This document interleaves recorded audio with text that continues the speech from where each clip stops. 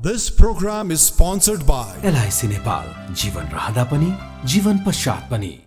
गर्वैदेखि बलियो भूगर्भ सिमेन्ट। मेरो देश मेरो जगदम्बा सिमेन्ट।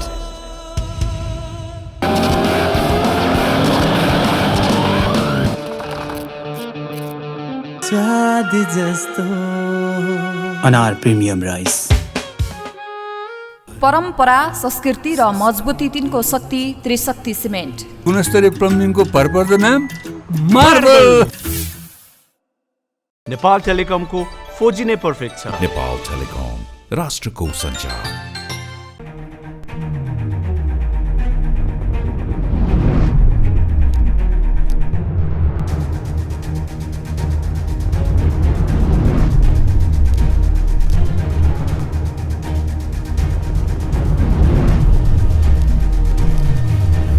हाम्रो बीचमा यतिखेर नेपाल कम्युनिस्ट पार्टी एमालेका प्रभावशाली नेता पूर्व उप प्रधानमन्त्री टोप बहादुर राईमाझी हुनुहुन्छ।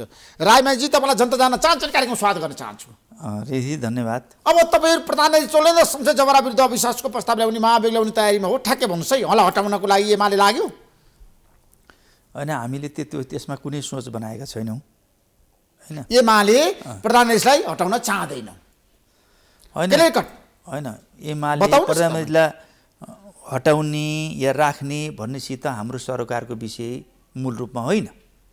मुख्य कुरा देशमा न्याय सम्पादन गर्ने, राष्ट्र र जनताले न्याय पाउने कुरामा हाम्रो चाहिँ ध्यान आकर्षित भइरहेको छ। देशमा तीनटा निकाय, कार्यपालिका, न्यायपालिका र जो व्यवस्थापिका छन्।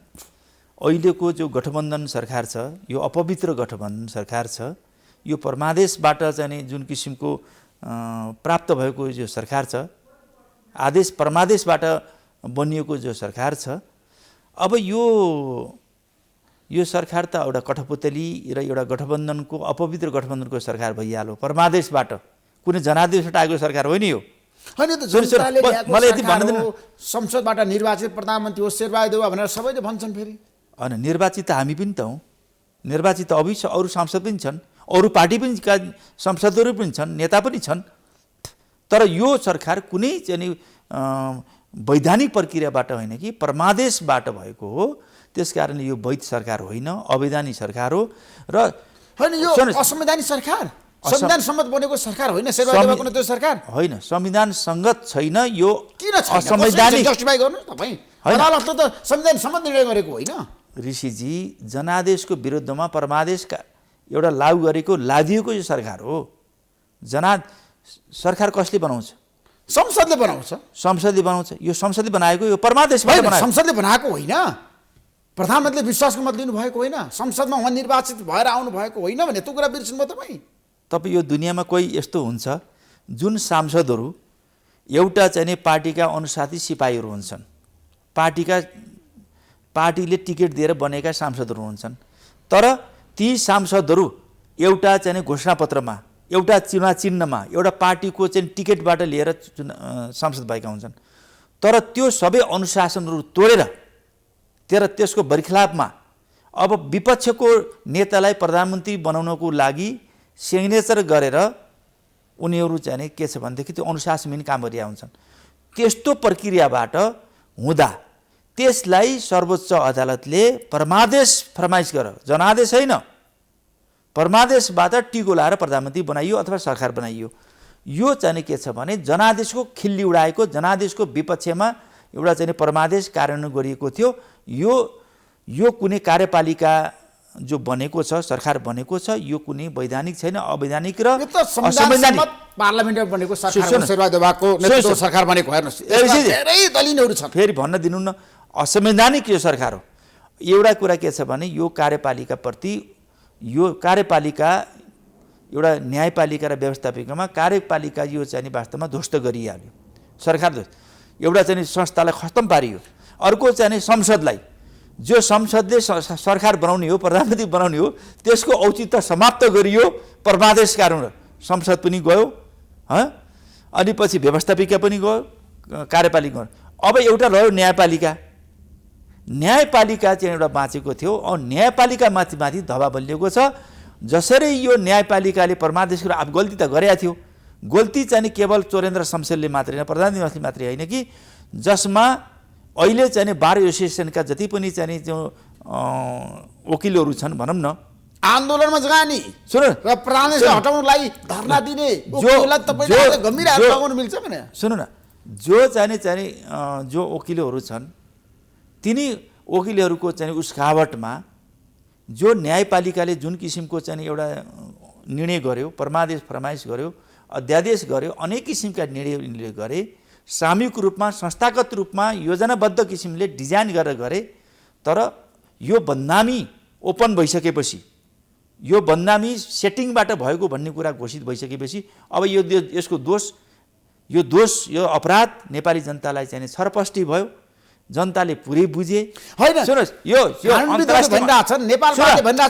राजीनामा तपाईँले भन्न दिनुहुन्न, यो राष्ट्रिय अन्तर्राष्ट्रिय रूपमा चाहिँ नकारात्मक प्रभाव पर्यो।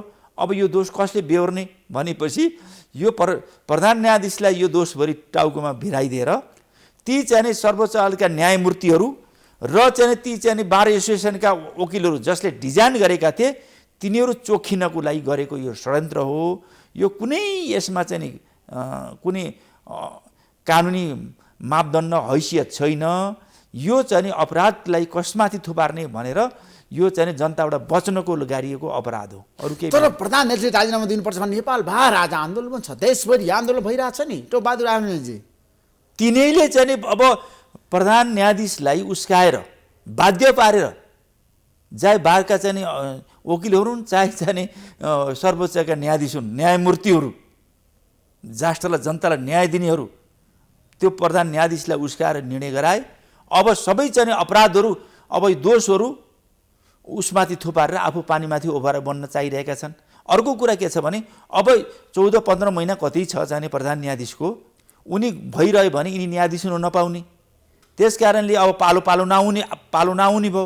त्यस कारण यिनलाई हटाएपछि त एउटा प्रधानमन्त्री हुन पाइन्छ, एउटा दोष उसको टाउकोमा थुपार्न पाइन्छ, आफू बच्न पाइयो। यी विविध कारणले गर्दाखेरि यो किसिमको षड्यन्त्र भइरहेछ। यदि साँच्चै यी दोषी हुन् भने, यिनले गलत गरेका भने यिनी सबैले जिम्मेवारी लिनुपर्छ, यिनी कारबाहीका भागीदार हुनुपर्छ। अरू दायाँमा त्यसो प्रधान न्यायाधीशले मात्रै कारबाही गरेर हुँदैन, उहाँलाई मात्र हटाएर हुँदैन। समस्या हल हुन्छ गर्ने, सबै सामूहिक रूपमा गर्ने, डिजाइन गरेर गर्ने, अनि प्रधान न्यायाधीशलाई चाहिँ कारबाही गरेर अनि आफू चोखो बन्ने, अनि आफू न्यायाधीश बन्ने, आफू प्रधान न्यायाधीश बन्ने लाइनमा यतिखेर आफू प्रधान न्यायाधीश लाइनमा हो। यस, अनि पछि प्रधान न्यायाधीश लाइनमा बस्नको लागि त्यो स्वार्थको लागि होइन, यो जो किसिमको हत्केण्ड अपनाएछ, जो अपराध सोचिएको छ, यो बिल्कुल राष्ट्र र जनताको विपक्षमा छ।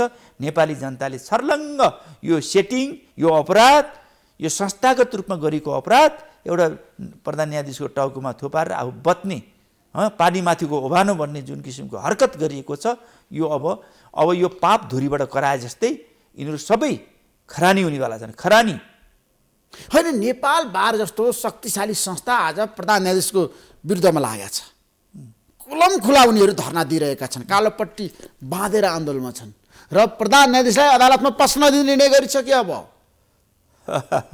अब एउटा कुरा के सोध्नु छ भने यिनीहरूले जुन हैसियत सोचेका थिए नि, जुन महत्त्वाकांक्षा राखेका थिए नि, यिनीहरूले उस्काएर न्यायमूर्तिहरूलाई होइन, सर्वोच्चका न्यायाधीशहरूलाई, प्रधान न्यायाधीशलाई उस्काएर जो निर्णय गराए, डिजाइनमा गरे, अनि पछि त्यो दोष उसमाथि थुपारेर उनीको किसिमको सेटिङमा जो गर्ने खालको चाहिँ जुन अपराध गर्ने खालको चाहिँ हत्कण्डा प्रधान न्यायाधीशले अब यो अति नै भयो, अब यो गर्न मिल्दैन भनेर चाहिँ अस्वीकार गरिसकेपछि यिनीहरूले के छ भनेदेखि अब प्रधान न्यायाधीशलाई सर्वोच्चभित्र घुस्न नदिने, अब चाहिँ जनताका चाहिँ ती चाहिँ इजलासहरू, जनताका चाहिँ फैसलाहरू, अधिकारहरू चाहिँ वञ्चित गर्ने जुन गरेका थिए। पहिला चाहिँ प्रधान न्यायाधीशलाई अब अदालतभित्र घुस्न नदिने भनेका थिए। बगैँचा साथ प्रधान न्यायाधीश अदालतभित्र घुसिसकेपछि, आफ्नो काम सम्पादन गरिसकेपछि अब सर्वोच्चको कक्षबाट गएर अब चाहिँ के छ भने बार एसोसिएसनमा गएर धर्ना गरिरहेका छन्। आज त वार्तामा गए, अब त्यो हुँदाहुँदै गएर अब त्यो बार एसोसिएसनका वकिलहरू पनि विपक्षमा उभिन थाले, सर्वोच्चका न्यायाधीशले पनि काममा जान थाले, ठप्प पार्छ भनेको काममा जान थाले। अब यिनीहरूको सबै चिजहरू यो प्रधान न्यायाधीशले मात्रै होइन कि वकिलले मात्रै होइन कि राजनीतिक नेताहरूले मात्रै होइन कि जनताले बुझ्न थालिसकेपछि अब यिनीहरूको अब के गरेर चाहिँ अब चाहिँ बच्ने, यो अपराधबाट, यो बदमासीबाट, यो सेटिङबाट कसरी बच्ने भनेर अब खोज्दैछन्, उपाय खोज्दैछन्। आज त वार्ता गरे, यसको वार्ताको अहिले न्यायाधीशहरू त काममा फर्के, आज 5 जना फर्के। पहिले त गर्न नहुने सारा चिज त ठप्प बहिष्कार गरेका थिए उनीहरूले। बहिष्कार त किन फर्के? अब त मुद्दा फैसला हुन थालिसक्यो। जसरी यिनले गरे थिए यिनलाई कारबाही हुनुपर्छ। जसले यो चाहिँ किसिमको चाहिँ सर्वोच्च अदालतलाई एउटा चाहिँ कार्यपालिका व्यवस्थापन न्यायपालिका देशका मुख्य 3टा अङ्गमध्ये एउटा चाहिँ 2टा अङ्ग त यिनले चाहिँ पुरै प्यारालाइसिस जस्तो बनाए। अब चाहिँ जनताको आशाका भरोसाको केन्द्रबिन्दु चाहिँ सर्वोच्चप्रति थियो, न्यायालयप्रति थियो। यसलाई पनि ध्वस्त गरेर संविधानलाई चाहिँ पुरै चाहिँ ध्वस्त गर्ने, यो देशको परिवर्तनलाई उल्टाउने र संविधानलाई चाहिँ के छ भनेदेखि एउटा चाहिँ कागजको खोस्टो बनाउने, कार्यान्वयन गर्न नदिने, यो परिवर्तनलाई उल्टाउने जुन किसिमको हरकत गरिएको छ, यी चाहिँ जुन जसले गरेको भए पनि, जुन षड्यन्त्र भएको पनि यो प्रतिगामी चिन्तन हो, यो प्रतिगमनकारी हो। अनि अदालतलाई बचाउनु पर्दैन टोपबहादुरजी? हो, यही अदालत आज अस्तव्यस्त भयो, महासङ्कटमा छ।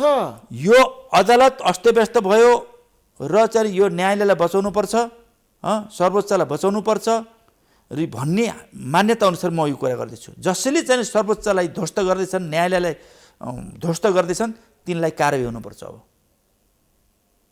कसलाई कारबाही हुनुपर्छ तपाईँ खुलस्त पार्नुहोस्। 1 2 3 जसले कारबाहीका भागीदार, जसले यो आन्दोलन गरेर सर्वोच्च अदालतलाई धराशायी पार्दैछन्, परिवर्तनलाई धराशायी गर्छन्, लोकतन्त्रलाई चाहिँ धराशायी पार्दैछन्, यो सङ्घीय गणतन्त्रलाई चाहिँ उल्टाउँदैछन्, त्यो चाहिँ हरकत गर्दैछन्, तिनलाई चाहिँ कारबाही हुनुपर्छ। जो हुन् अब यो त अनुसन्धान गर्नुपर्छ। त्यसमा न्यायाधीशहरूलाई कारबाही गर्नुपर्छ। अब त्यसमा न्यायाधीश पर्न सक्छन्, वकिल पर्न सक्छन्, आन्दोलनमा सहभागी न्यायाधीश, राजनीतिक नेताहरू पर्न सक्छन्। यो जनताले कारबाही गर्छन्, जनताले कारबाही गर्छ, जनताले कारबाही गर्छन्। जनताले आगामी निर्वाचन नै यिनलाई दण्डित गर्छ। तर आन्दोलनकारी भनिरहेका छन् यदि दलहरूले महाभियोगको प्रस्ताव ल्याएनन् भने जनताले आगामी निर्वाचनमा बढार्नेछन्, प्रधान यसलाई हटाएनन् भने। त्यस्तो त मैले आवाज सुनेको छैन। बारकै मान्छेहरूले भनिरहेको छ नेपाल बार जसले चाहिँ यस्तो किसिमको हत्कण्डा गर्नलाई, यस्ता किसिमको गतिविधि गर्नलाई चाहिँ जसले उस्कावट गरिरहेछन्, जसलाई गरिरहेछन्, तिनले भनेर हुन्छ? जनता एकातिर तिनीका पक्ष जनता छ कि के छ? अब तपाईँ हेर्दै जानुहोस्। 3 करोड जनता हाम्रो साथमा छ भन्छ नेपाल मतलब यो नेताहरूले, यो जसले कारबाही गरे, मैले भने यो को चाहिँ वास्तवमा दोषी हो, को चाहिँ निर्दोष हो भन्ने कुरामा म भन्छु। यसको गम्भीर प्रकारको अनुसन्धान हुनुपर्दछ। राजनीतिक पार्टी या चाहिँ सर्वोच्चका न्यायाधीश या चाहिँ बार विश्वका वकिलहरू या अरू कोही संलग्न छ भने त्यसको लागि गम्भीर छानबिन हुनुपर्दछ, होइन? अहिले चाहिँ यो निष्कर्ष निकाल्नु पर्दछ। तर जे गतिविधि भइरहेछ यो सर्वोच्चलाई, यो न्यायालयलाई चाहिँ धराशायी पालेर अब के छ भनेदेखि देशमा कानुन बिनाको राज, अराजकता, होइन? यो परिवर्तनलाई चाहिँ धराशायी पार्ने, हाम्रो यो संविधानलाई चाहिँ कार्यान्वयन नगर्ने, संविधानलाई उल्ट्याउने जुन किसिमको हत्कण्डा जहाँ भएको छ, यसको गम्भीर अनुसन्धान हुनुपर्दछ र यसलाई चाहिँ त्यो अनुसन्धान भएपछि दोषीलाई कडाभन्दा कडा कारबाही गर्नुपर्छ। यो जनताले यो फैसला गर्नेछ। अनि तपाईँलाई थाहा छ राम्रोसँग, जस्तो अहिले नेपाल बारको एउटा बटम लाइन छ, न्यायालय सुधार्नको लागि प्रधान न्यायाधीश हट्नुपर्छ। यो बारका कुरा छोडिदिनुहोस् के, यिनी सेटिङमा चाहिँ आफ्नो दुनो सुझाउने, आफ्नो चाहिँ फाइदा लिने, स्वार्थ पूर्ति गर्ने यिनी बारका कुरा छोडिदिनुहोस्। मैले सबै देखिसकेँ। उनीहरू भनिरहेको छन् हामीले राजा फालेको चोलेन्द्र शमशेरलाई फाल्न सक्दैन भने। नेपाल बारले, राष्ट्रले, जनताले फाले हो, आन्दोलनले फाले हो। यिनी त्यतिखेर चाहिँ उसमा थिए, सब सेटिङमा, सब स्वार्थमा, सब त भन्नु अधिकांश सबै सेटिङमा छन् बारका पदाधिकारीहरू, सबै नभन्नु अधिकांश। अब यो दुधको दुध पानीको पानी हुन्छ, बढी कुरा गर्ने। शम्भु थापाले भनिरहनु भएको छ त। मैले शम्भु मैले मैले चिन्दैन, यिनी को हुन्, शम्भु कुरा के हुन्, यिनको कुरा छोडिदिनुहोस्। अब यिनको अनुसन्धान हुनु, जो कसैको पनि, हाम्रो पनि अनुसन्धान हुनु पर्यो। आउन् खुला मैदानमा अनुसन्धानको लागि हामी तयार छौँ। कहिले के भूमिका खेलेको छ भन्ने कुरा, चाहे आन्दोलनमा हो, चाहे राष्ट्र होस्, चाहे जनताप्रति। तर शम्भु थापाले भन्नु मैले हो राजा फालेको, नेपालमा गणतन्त्र ल्याएको, परिवर्तन ल्याएको हो। अरू पार्टीहरूले, आन्दोलनकारीले, जनताले फालेनन्। माओवादीको भूमिकै थिएन। त्यही भएर त अब दुध पानी पानी हुन्छ नि त। यस्तै फजुल कुरा नै यदि हो भने यो बेठी कुरा हो। अब म त्यतातिर नजाउँ, व्यक्ति विशेषतिर नजाउँ। को शम्भु फाता मैले त्यसमा तपाईँहरू न्यायाधीश विरुद्ध महाभियोग ल्याउने तयारीमा हो? हामी त्यतातिर सोचिरहेको ठ्याक्कै हामी त्यो महाभियोगतिर हामी सोचिरहेको स्थिति होइन। के छ भनेदेखि हामीले सही कुरा के हो गलत कुरा के हो गुण र दोषको आधारमा समर्थन र विरोध गर्छौँ होइन। जे भइरहेछ यो चाहिँ नि गलत भइरहेछ होइन। कार्यपालिकालाई पनि एउटा चाहिँ नि अधिकारविहीन गराउने, व्यवस्थापिकालाई पनि चाहिँ नि बाइपास गर्ने र त्यसपछि न्यायालयलाई चाहिँ नि पुरै सक्रिय बनाएर कार्यपालिका व्यवस्थापिकालाई चाहिँ नि एकदम बाइपास गरियो।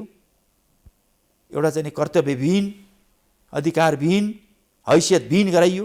अब न्यायपालिकालाई पनि खत्तम पारिसकेपछि कार्यपालिका न्यायपालिकालाई व्यवस्थापिका ध्वस्त गरिसकेपछि यो देशमा अराजकता अस्थिरता सिर्जना गर्ने, एक प्रकारले भन्ने हो भने अग्रगमन होइन प्रतिगमनतिर जाने यो दिशातिर जुन किसिमको चाहिँ हाम्रो देशमा अराजकताको कुरा गर्दाखेरि एमालेले गरिरहेछ नि त।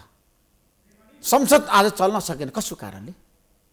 त्यसको दोषी एमाले होइन भने अनि यस्तो हरकत गरिरहेछन् अब संसद चल्छ त? यस्तो हरकत भइरहेछ, यस्तो प्रतिगामी खालका गतिविधिहरू भइरहेछन्, अराजकताहरू भइरहेको छ, परमादेश र चाहिँ तपाईँको अध्यादेशहरू चाहिँ नि यहाँ आइरहेका छन्। केपी शर्माले प्रधानमन्त्री हुँदाखेरि ल्याएको होइन त्यस्तो अध्यादेश हो? अध्यादेश त्यही अध्यादेश केपी शर्माले ल्याएको हुन्। जुन अध्यादेश केपी शर्माले अरूले ल्याउँदा जुन दल सम्बन्धी दल विभाजन सम्बन्धी जो कानुनको कुराहरू छन् त्यति बेला पार्टी या संसदमा 40% संसद र पार्टीमा 40 संसद र भन्नेमा केपी शर्मा ओलीले केवल वा थप्दा मधेसवादी दलहरूलाई समस्या पर्यो, ज्यानै लामो समय दुःख पाए, त्यसकारण यिनलाई निकास दिन पर्यो भनेर 40% संसद या पार्टीमा रका ठाउँमा वा थप्दा लौ केपी शर्मा ओलीले प्रतिगमनतिर लए, दललाई फुटाल्दा देशलाई पुरै ध्वस्त गर्न खोजे अब यिनै पार्टीहरू जसले त्यो भनेका थिए तिनै पार्टीहरूले ऋषिजी तिनै पार्टीहरूले त्यो 40%लाई 20%मा झारेर रलाई वा बनाउने योभन्दा गैर कानुनी, योभन्दा अनैतिक, यो अनैतिकता र चाहिँ नि अराजकताको र पराकाष्ठा के हुनसक्छ? यसलाई अब यिनीहरूले चाहिँ के छ भनेदेखि राम्रो काम गरे हो। परमादेशवाला साथीहरूले देशको राजनीतिको साँचो त न्यायालयतिर छ नि त टोपबहादुर रायमाझी। अब त्यही भएर त अब व्यवस्थापिका र कार्यपालिकालाई ध्वस्त गरियो। अब अध्यादेशबाट परमादेशबाट होइन जनादेशलाई ध्वस्त गरेर परमादेश फरमाइस गरेर गरियो। अब न्यायपालिका त्यसलाई पनि खत्तम गरेर देशमा अराजकता गरेर देशलाई चाहिँ नि त्यसमा सिस्टम कोल्याप्सको अवस्थामा पुग्यो। सिस्टम ध्वस्त गर्ने दिशातिर जो अगाडि बढेका छन् यसको जनताले यिनलाई कारबाही गर्नुपर्दछ। यिनलाई चाहिँ ठ्याल लाउनु पर्दछ। यसो गम्भीर प्रकारको समीक्षा र अनुसन्धान हुन जरुरी छ। एमाले समीक्षा गर्छ, अनुसन्धान गर्छ, हामीले गर्छौँ। दोषीलाई कारबाही गर्न सक्छ एमाले? किन सक्दैन? तपाईँ हेरेर जानुहोस् न। त्यो हैसियत छ एमालेमा? अरे हैसियत भन्ने कुरा त तपाईँ एउटा मात्रै मैले नजिर पेश गरौँ भन्नुहोस् तपाईँ। एमाले कमजोर पार्टी आज सरकारबाट प्रतिपक्ष भएको छ, 7 वटा सरकार विहीन अवस्थामा हुनुहुन्छ। एउटा प्रतिपक्ष हो हामी कानुनी रूपमा अथवा जे कारणले भयो नि तपाईँको उपस्थिति छैन सरकारमा। सरकार भएर मात्रै चाहिँ नि वास्तवमा ऊ चाहिँ नि शक्तिशाली हुन्छ, सरकारमा मात्रै ऊ सही हुन्छ, सरकार प्रतिपक्ष हुन बित्तिकै गलत हुन्छ, ऊ ध्वस्त हुन्छ, ऊ कमजोर हुन्छ भन्ने कुरा होइन। तपाईँले एउटा कुरा मैले जानकारी गराउँ, नेकपा एमाले अहिले प्रतिपक्षमा छ तर सरकारवादी पार्टी गठबन्धनवाला पार्टी महागठबन्धनवाला पार्टी अहिले प्रतिपक्षको विरुद्धमा महागठबन्धन गर्ने, त्यो पनि भोलिको चुनावसम्म गर्ने रे। सरकार पक्षको विरुद्धमा प्रतिपक्षहरूले संयुक्त मोर्चा गर्छन्, कार्यदेख्यता गर्छन्, गठबन्धन गर्छन्, महागठबन्धन गर्छन्, तर प्रतिपक्षको विरुद्धमा सरकारवादी पार्टीहरूले गठबन्धन गर्ने, महागठबन्धन गर्ने, भोलिको चुनावमा पनि गर्ने भनेको यो यसै हारेन पराजित मानसिकता। हामीले त प्रतिपक्ष भएर पनि हामी सत्तापक्ष जस्ता छौँ। देशभरि तपाईँहरूलाई माधवका नेपालको भनाइअनुसार त जहाँ पनि छ नि शून्यमा ल्याउने क्या, देशभरि टर्चलाइट बालेर त मलाई हेर्नुपर्छ, खोज्नुपर्छ भन्नुहुन्छ माधवका नेपालले। अब धेरै टाढा जानु पर्दैन, चुनाव हराउने। बाघ बुढो भयो भने फटेङ्ग्राको शिकार गर्छ कि ठुल्ठुला जनावरको शिकार गर्न सक्दैन। किनभने ठुल्ठुला कुरा गर्ने तर बुढो भएपछि फटेङ्ग्रा सिक्न अब के गर्ने उपाय छैन ठुल्ठुला जन्तु जनावर मार्न सक्ने छैन फटेङ्ग्रा खोज्दै हिँड्ने हुन्छ कि यो त्यही फटेङ्ग्रे प्रवृत्ति अरू केही पनि होइन माधवकुमार नेपाल प्रचण्ड शेरबहादुर मैले प्रचण्ड माधव नेपाल शेरबहादुर मैले गर्न खोजे होइन त्यो हामीले पनि त्यस्तो धक्कु लायौँ हामीले पनि त्यो गऱ्यौँ भने गलत कुरा हो तर तथ्यसहित कुरा गर्नुपर्ने हुन्छ तथ्यले के प्रमाणित गर्छ भने देशभरि तपाईँलाई बढार्ने आगामी निर्वाचनमा माधवकुमार नेपालले भन्नुभएको छ हराउने होइन ठिकै छ हामीले त्यस्तो महत्त्वाकांक्षा त्यस्तो घमण्ड हामी गर्दैनौँ गर्न पनि हुँदैन त्यो गलत हुन्छ किनभनेदेखि हामीले के छ भने जनताको बिचमा हाम्रा विचार राजनीति योजना कार्यक्रम आफ्ना कार्यदिशाहरू राष्ट्रप्रति जनताप्रति विकास र समृद्धिप्रति होइन हामीले गरिबी हटाउने रोजगारी सिर्जना गर्ने विषय सम्बन्धी विषयमा आफ्नो एजेन्डा अगाडि लिएर जान्छौँ त हामीले चाहिँ कसैलाई यसलाई सिद्धाउँछौँ यसलाई परमादेश लाउँछौँ यसलाई अध्यादेश लाउँछौँ यसलाई जिरो बनाउँछौँ हामी त भन्दैनौँ उहाँहरू आउनुहोस् स्वस्थ प्रतिस्पर्धा गरौँ आफ्ना विचारहरू लिएर अगाडि जाउँ तपाईहरु प्रतिस्पर्धा गर्न तयार हुन्छ एमाले पार्टीको महाधिवेशन हुँदैछ जताततै निर्विरोध खोइ त प्रतिस्पर्धा यही त कमाल हो अनि प्रतिस्पर्धा भनेको निर्विरोध भइसकेपछि पार्टीभित्रै प्रतिस्पर्धा गर्ने संस्कार खोइ प्रतिस्पर्धा गर्नेको लोकतान्त्रिक पद्धतिमा गएको एमाले होइन ए ऋषिजी लोकतान्त्रिक पद्धतिमा हामीले चाहिँ नि उहाँहरूलाई छोड्दियौँ अब के छ सहमति गरेर आउनुहुन्छ त त्यसलाई किन सहमति गरिस् त लोकतान्त्रिक प्रतिस्पर्धा गर्नु पर्थ्यो झगडा गर्नु पर्थ्यो कुटपिट गर्नु पर्थ्यो मारामार गर्नु पर्थ्यो भन्ने सहमति गरेर आइदियो हामीले के गर्ने सहमति गर्न हामीले त के छ भने जानुहोस् तपाईँहरूले लोकतान्त्रिक विधिअनुसार तपाईँहरूले चाहिँ नि प्रतिनिधि छान्नुहोस् भन्यो हामीले चाहिँ महाधिवेशनले प्रतिनिधि चाहिँ सहमतिबाट आयो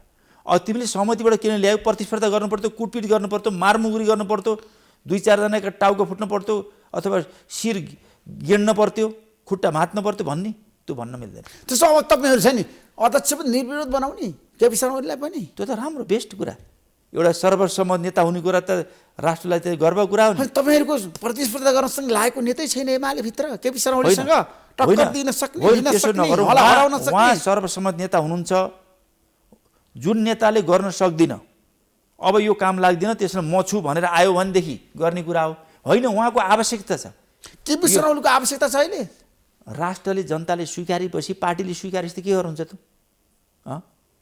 भोलि चुनावले पनि स्वीकारो जनताले पनि चुनावबाट भोट दिएपछि स्वीकारेपछि त यो किन स्वीकारो लड्न पर्थ्यो काटाकाट गर्न पर्थ्यो टाउका गेड्न पर्थ्यो प्रतिस्पर्धा गर्न पर्थ्यो हातखुट्टा भाँचिदिनु पर्थ्यो त्यसरी लड्न पर्थ्यो अथवा चुनाव लड्न पर्थ्यो भनेर भन्न मिल्छ सहमति गरेर आयो भनेपछि होइन केपी शर्मा ओलीलाई तपाईँ निर्विरोध अध्यक्ष किन बनाउन खोजिरहनु भएको छ क्या होइन हामीले बनाउनु खोजिया होइन सबैले स्वीकारेपछि के हुन्छ भोलि पार्टीले स्वीकार्यो भोलि राष्ट्रले स्वीकार्यो जनताले जो भोटाले जित्यो भनेपछि किन तिमीले जनताले भोटाले स्वीकार्यो अर्कोलाई जिताउनु पर्थ्यो भन्न मिल्छ त्यस्तो हुँदैन ऋषि त्यस्तो कुरा तर्क नगर्नु होइन तपाईँहरू जस्तो नेता हुनुहुन्छ त्यहाँ पूर्व माओवादी केन्द्रका नेताहरू तपाईँ रामबहादुर थापा लेखराज भट्ट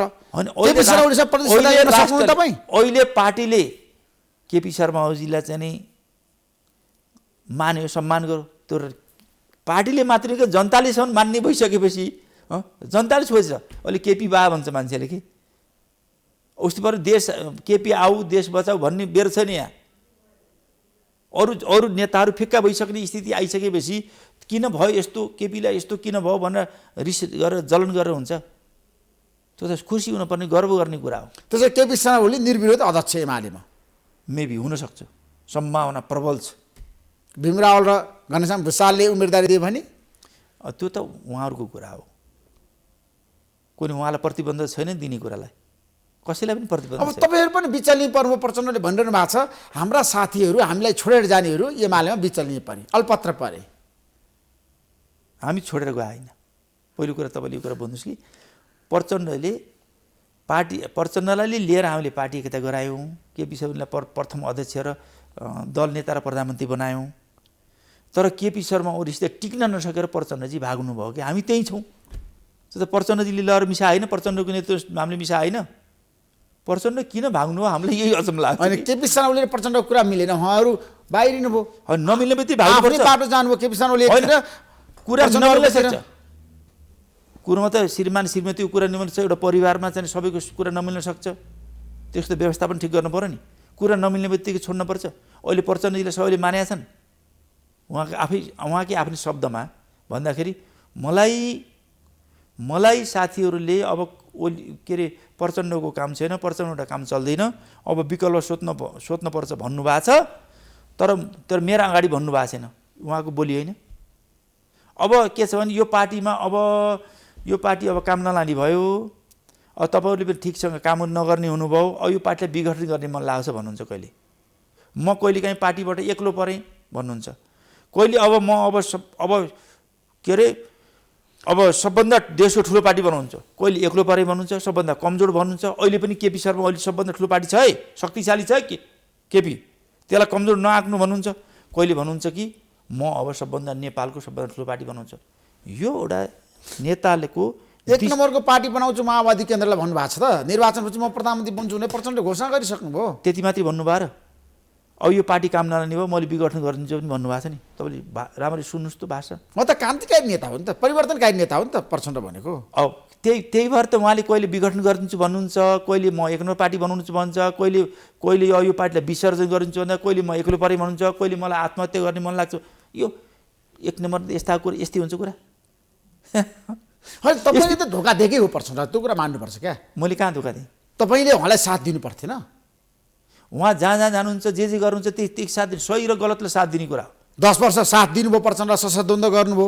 होइन 10 वर्ष हामी सँगै थियौँ। अनि अहिले आएर धोका दिनु तपाईँ आफ्नो स्वार्थको लागि। 10 वर्षसम्म हामीले उहाँसित स्ट्रगल गरेर उहाँले गरेका गलत कामहरूको हामीले सङ्घर्ष गर्दै आएको थियौँ। मैले मात्रै साथ छोडे हो, उहाँले साथ छोडे हो। उहाँले कतिलाई साथ छोडाउनु हो? होइन तपाईँलाई त प्रचण्डले गुण लागेको हो नि, त्यो कुरा त मान्नुहुन्छ। तपाईँलाई त उहाँले उप प्रधानमन्त्री बनाएकै हो, ऊर्जा मन्त्री बनाएकै हो, गुण लगाएकै हो। उहाँलाई सक्ने भए एउटा गोठालालाई उप प्रधानमन्त्री बनाउनुहुन्थ्यो नि, किन बनाउनु भएन? हो उहाँले बनाउनु भएको के छ भन्नुहुन्छ भने उहाँको बुहारीलाई मन्त्री बनाउनु भयो, उहाँको छोरीलाई मेयर बनाउनु भयो, तर टोपबहादुर रामजीको हैसियतबाट बनाउनु भएको कि त्यो कोही बाहिर खोजेर गोठालाई बनाए हुन्छ? उहाँले बनाउनु भयो, पार्टीले बनाए होइन।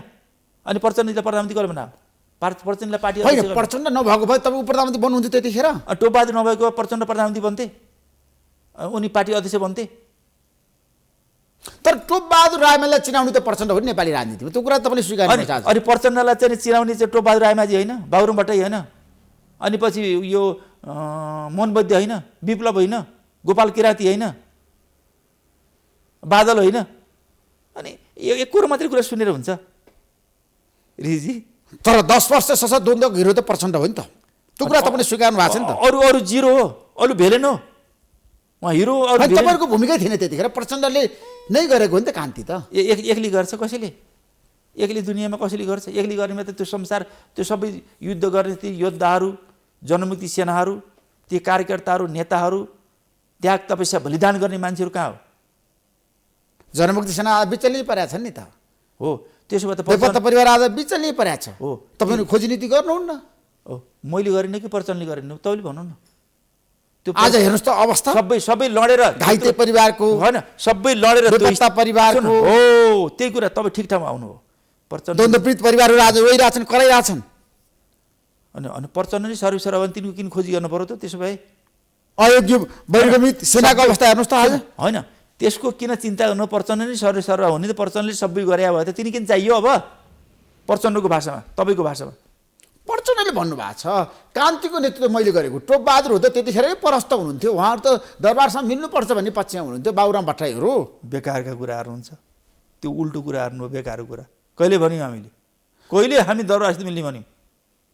कुनै तथ्य छ, आधार छ? होइन बाबुराम भट्टराईले भनेको होइन, तपाईँ त बाबुराम भट्टराईको साथमा हुनुहुन्थ्यो त। होइन हामीले सहकार्य गऱ्यौँ, तर बाबुराम भट्टराई अनि टोपबहादुर रायमाझीले दरबारसित मिल्नुपर्छ कहिले भन्यो? हामी सबै निर्मम रूपमा राजतन्त्रको विरुद्धमा, देशमा लोकतन्त्रको पक्षमा, गणतन्त्रको पक्षमा लड्नुपर्छ भनेर निरन्तर भन्यौँ। तर चाहिँ यी कुरा अहिले नगरौँ। उताप चढाउमा कहिले दरबारसित मिल्नुपर्छ भन्ने, कहिले कता मिल्नुपर्छ भन्ने के हो भनेको त्यसको अनुसन्धान गर्नुपर्छ। अहिले म त्यतातिर नजाउँ, अहिले म त्यतातिर गरेर फाइदा हुँदैन। यी सबै कुरा ओपन हुनेवाला छ, दुधको दुध पानीको पानी हुनेवाला छ।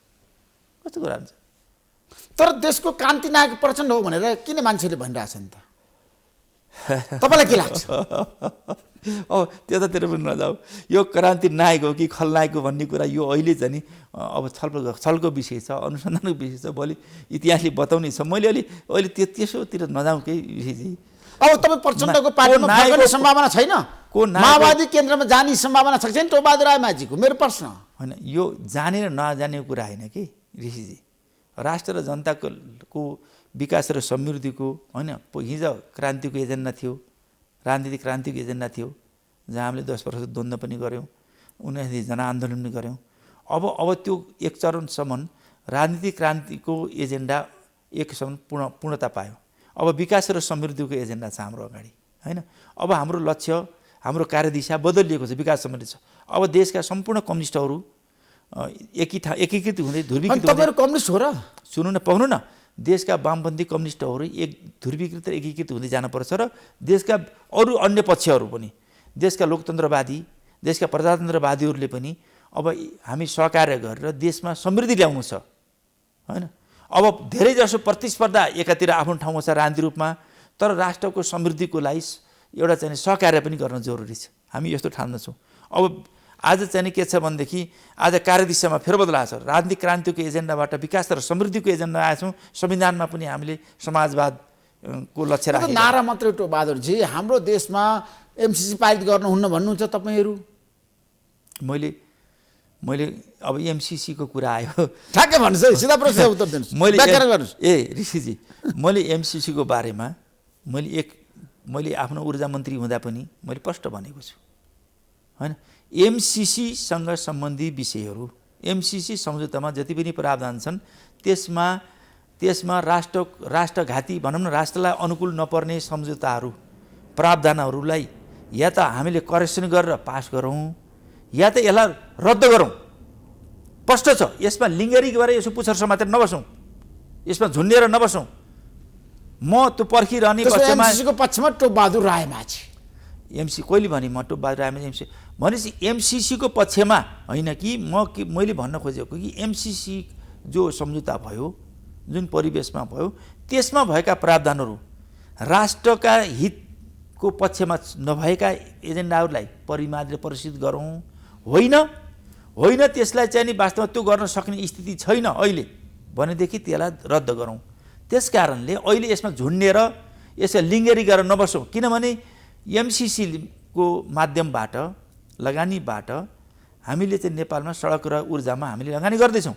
जब सडक र चाहिँ ऊर्जामा लगानी गर्छौँ भने मुख्य गरिकन ऊर्जामा यो ट्रान्समिसन लाइन बनेन भने ऊर्जामा यति ठुलो ऊर्जा चाहिँ स्रोत आउँदैछ हामीसित, हाइड्रो पावरबाट यति चाहिँ ठुलो चाहिँ एउटा चाहिँ हाम्रो चाहिँ इनर्जी आउँदैछ। अब त्यो हाम्रो ट्रान्समिसन लाइन भएन भने अब यो चाहिँ बस एमसिसीमा झुन्डिएर बस्न मिल्छ? यसलाई बरु रद्द गरिदौँ भन्ने पनि मैले भन्न सक्छु। तर अब यहाँ के छ भनेदेखि यो विषयमा अब तपाईँले देखिरहनु भएको छ। अब यो सरकारले के पोलिसी ल्याउँछ खै?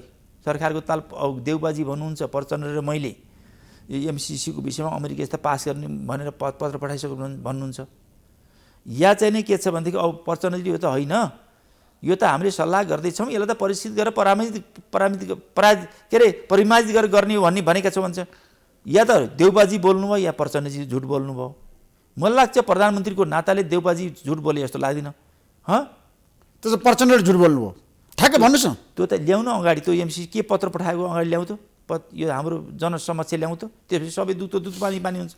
अब एमालेको महाधिवेशन तपाईँहरूको भूमिका कहाँ हुन्छ? अब के गर्नुहुन्छ तपाईँहरू? अल्पत्रै पर्नुहुन्छ कि जिम्मेवारीमा पुग्नुहुन्छ, पाउनुहुन्छ कुनै महत्त्वपूर्ण पदहरू?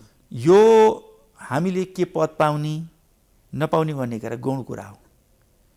यो चाहिँ नि महाधिवेशन, 10औं राष्ट्रिय महाधिवेशन, यो चाहिँ वास्तवमा राष्ट्र र जनताप्रति, विकास र समृद्धिप्रति, देशको राजनीति स्थिरताप्रति, संविधान र यो लोकतन्त्रको रक्षाप्रति यो जिम्मेवार हुन्छ कि हुन्न, यसले त्यो भूमिका निर्वाह गर्नु चाहिँ मुख्य कुरा त्यो। हामी कहाँ हुन्छौँ? जिम्मेवारी चाहिँदैन टोपबहादुर रायमाझीलाई? त्यो त पार्टीले के आवश्यकता महसुस गर्छ त्यसमा हुने कुरा हो। हामीले चाहिँ नि पद प्रतिष्ठा भन्ने कुरा यो गौण कुरा हो। तपाईँको तर सम्म त मुख्य- लागेको छ त मैले हत्या गरेर लागेको छ त बादल तपाईँ लेखराज भट्ट कसले प्रभुसा भन्नु? पद चाहिन्छ हामीलाई जिम्मेवारी चाहिन्छ कसले भन्नु? पदाधिकारीहरू चाहिन्छ यो तपाईँको भनाइ हो। होइन मेरो भनाइ होइन तपाईँले बालको नगर केपी शर्माले भन्नुभएको होइन धम्की दिनुभएको होइन पद दिनुहोस् भनेर कहिले भन्ने कहिले बिल्कुल तपाईँको यो मनगन्ती कुरा हो। होइन कसरी त्यो बात बिल्कुल प्रभुसाले के गर्नुभयो हामीलाई थाहा छैन बरुसाका आफ्नै कुरा छन् अरू मधेससँग सम्बन्धित विषय हुन्।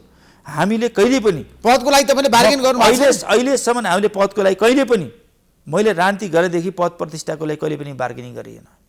कहिले पनि त्यो स्वार्थलाई केन्द्रमा राखेर आफ्नो व्यक्तित्वको लागि हामीले राष्ट्र र जनतालाई विकास र समृद्धिलाई र पार्टी र आन्दोलनलाई कम्युनिस्ट आन्दोलनलाई कसरी अगाडि बढाउनुपर्छ भन्ने कुरा मेजर बनाइयो। अहिलेसम्म त्यो कुरा तपाईँले कहिले काहीँ फेरि टेस्ट गर्न सोध्नुहुन्छ कि तपाईँले फेरि अनि यसो चाहिँ कि चोइहाल्छ कि केही होइन कि झरिहाल्छ त्यसमा कि तपाईँ महासचिव उम्मेदवार होइन अनि म एमालेको 10औं होइन राष्ट्र यो पार्टीले के महसुस गर्छ हाम्रो छलफल गर्दाखेरि हामी कहाँ के जिम्मेवारी लिँदा हुन्छ भन्ने कुरा त्यो पार्टीले छलफलको दौडानमा आउने कुरा हो तर बाहिर चर्चा त विश्व पौडेल र टोपबहादुर रायमाझीको चाहिँ प्रतिस्पर्धा हुँदैछ महासचिवमा होइन त्यो बाहिरको कुरा तपाईँले मनगणन्ती त्यो चाहिँ आशंकाको भरमा तपाईँले आफ्नो मनबाट उठाएको कुरा हो।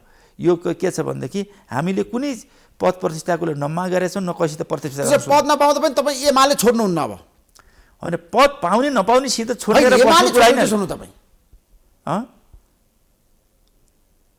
ठ्याक्क भन्नुहोस् न के एमाले छोड्ने र नछोड्ने भन्ने के कसरी कुरा होइन तपाईँहरू प्रचण्डको पार्टीमा जाने कि नजाने माओवादी केन्द्रमा फेरि ठ्याक्क भन्नुहोस् यस्तो तपाईँले यस्तो फेरि पढ्न जाने त फेरि उसका अर्का कहाँ जाने यस्ता कुरा किन गर्छ तपाईँ यो त चर्चाकै विषय छैन कुनै आशंका विषय छैन यो कुनै मागको तर बाहिर चर्चा छ एमालेको जिम्मेवारी पाउनु भएन तपाईँको मनोगत कुरा हो। तपाईँहरू जानुहुन्न एमालेबाट माओवादी केन्द्रमा जानुहुन्न अनि अहिले ठ्याक्क भन्नुहोस् न हामी त अहिले त यहाँ छौँ होइन भोलि कहाँ हुनुहुन्छ तपाईँहरू भोलि हामी यसलाई निरन्तर दिने कोसिस गर्दैछौँ अनि त्यो कोसिसमा मान्छे भयो अथवा राम्रोसँग व्यवस्थापन गर्नु भएन केपी शर्माले भने यो व्यवस्थापनको कुरा होइन मुख्य कुरा तपाईँले जिम्मेवारी पाउनु भएन विचार राजनीतिको योजनाका कार्यक्रमको कुरा हो र हामीले चाहिँ नि सबैलाई जिम्मेवारी चाहिँ नि आवश्यकता अनुसार क्षमता अनुसारको योग्यता अनुसारको जिम्मेवारीको चाहिँ त्यहाँ बाँडफाँड गर्नलाई अधिकतम मात्रामा महाधिवेशनले कोसिस गर्दछ हाम्रो सहकार्य हुन्छ त्यसमा हामीले यसलाई व्यवस्थित गरेर लाने कोसिस गर्छौँ।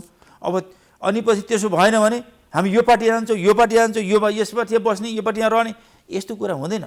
हामीले त्यसलाई तपाईँहरू विद्रोह गर्नुहुन्न एमालेबाट हामी आजको दिनमा तपाईँले जनता जान्न चाहन्छ यो चाहिँ ऋषि त यो केटाकेटी यो बचपना कुरा हो कि हामीले त्यसलाई अधिकतम रूपमा अन्तिमसम्म लड्नुहुन्छ लड्ने नै हामीले व्यवस्थापन गर्नलाई कोसिस गर्छ पार्टीले मेहनत गर्छ र त्यसलाई व्यवस्थापन गर्छ। गर्न सकेन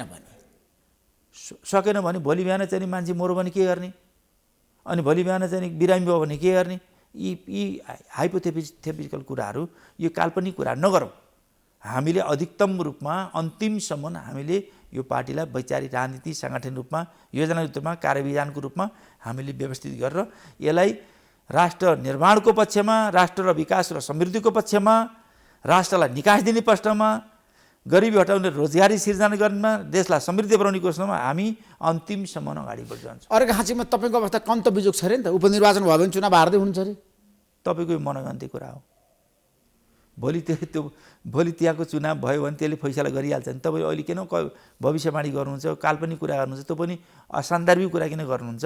निर्वाचन हुँदैन उपनिर्वाचन हुँदैन मैले भोलि तपाईँ बिरामी हुने सम्भावना छ अरे नि होइन ठ्याक्क भन्नुहोस् उपनिर्वाचन हुन्छै हुँदैन कि अर्ली इलेक्सन हुन्छ। अब यो उपनिर्वाचन हुन्छ भने यो सरकारको कुरा हो होइन यो राष्ट्रको आवश्यकता छ कि छैन भन्ने कुरा सरकारले सोच्ला। हामी त उपनिर्वाचन भए पनि आम निर्वाचन भए पनि स्थानीय निर्वाचन सबको लागि हामी त तयार छौँ हामी त अप टु डेट छौँ।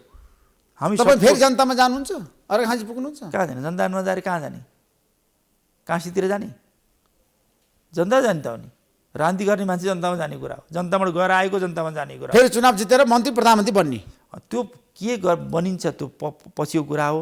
तर चाहिँ हामीले जनतामा जानेर चुनाव फेस गर्ने कुरा कसले निर्वाचनमा टिकट पाउँछ मैले पाऊँ या अर्काले पाओस् तर कुरो के छ भनेदेखि जनतामा हामी जान छोड्दिनौँ र निर्वाचनसँग हामी डराउँदैनौँ। Thank you so much Topbahadur Rayamajhi धन्यवाद ऋषि महत्त्वपूर्ण समय दिनुभयो तपाईँलाई धेरै धेरै धन्यवाद दिनु ल ऋषि थ्याङ्क यू सो मच ल तपाईँलाई धन्यवाद।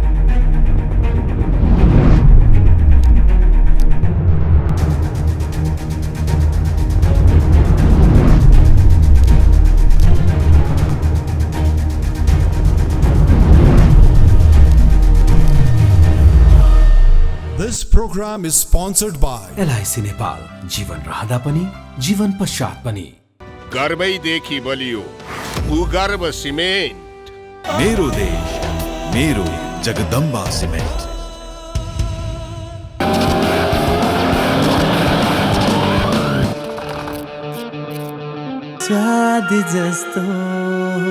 अनार प्रिमियम राइस। परम्परा, संस्कृति र मजबुती तिनको शक्ति त्रिशक्ति सिमेन्ट। गुणस्तरीय प्लम्बिङको भरपर्दो नाम मार्बल। नेपाल टेलिकमको 4G नै पर्फेक्ट छ। नेपाल टेलिकम, राष्ट्रको सञ्चार।